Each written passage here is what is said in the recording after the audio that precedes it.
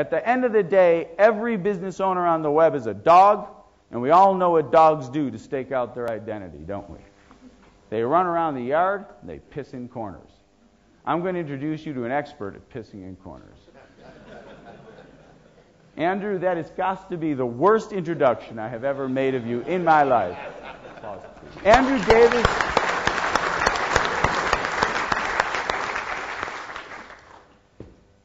Hi, how you doing? So, as Doug politely put it, I'm going to show you how you can piss in as many corners as possible. And on the internet, and if you include all these social media sites, you're looking at about 400 to 500 corners to piss in. So there's a lot of corners that we're going to be looking at. Okay, so today I was working on social media strategy. So we kind of looked at what I was teaching yesterday, and gave an overview of social media and the different elements of social media, and also looked at monitoring. And today we actually applied it to different companies' social media strategy, or their business really, in creating a social media strategy for them. And it went really well, actually, very well. How important is a social media strategy to businesses then?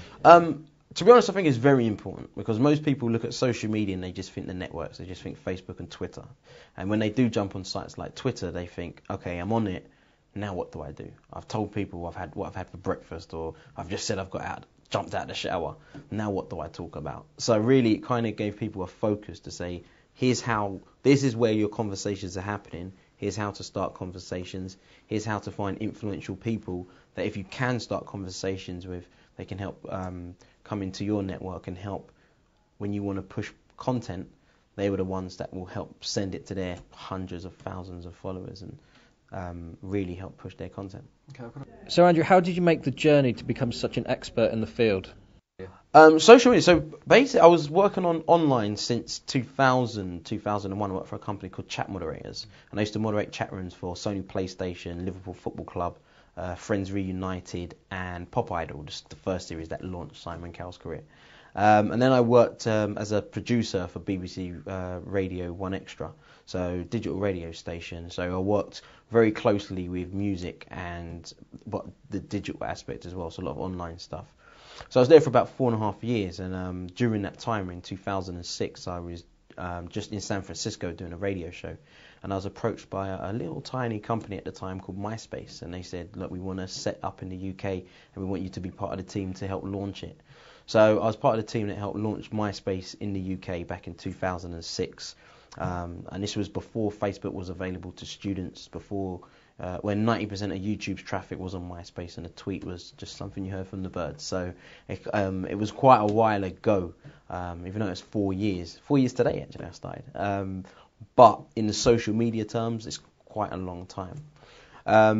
And just during the time at MySpace, I was there for 2.5 years. I've pretty much worked with any and everyone you can think of. And a lot of the time I was training companies, whether it be small companies, whether it be large global brands, how social media is relevant to what they're doing. And during that time, I've lost a lot of money, but by losing a lot of money, I've probably made more money than probably most people in the UK when it comes to social media, directly and indirectly. So once I left MySpace last year, I said, I was kind of working out what's the best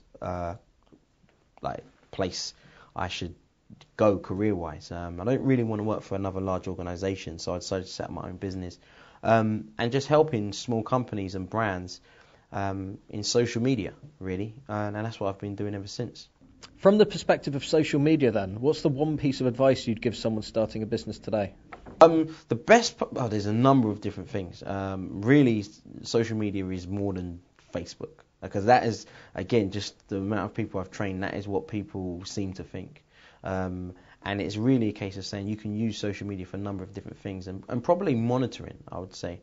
That's usually the first place to start. Look at what people are saying in real time when it comes to social media. When it comes to your products. But you can use these social media sites to find out where these conversations are. Because by finding out what people are saying, listening really, you're using that important life skill that happens offline and applying it online. And by doing that, you can actually start creating strategies. and seeing if there is a target market, and also seeing what particular element or what particular website is the best place for you to do. And then from there you can start looking at what can I say to people, start looking at how search can integrate with it, how you can start looking at affiliate marketing can integrate with it, and creating content. Okay, that's great. Brilliant.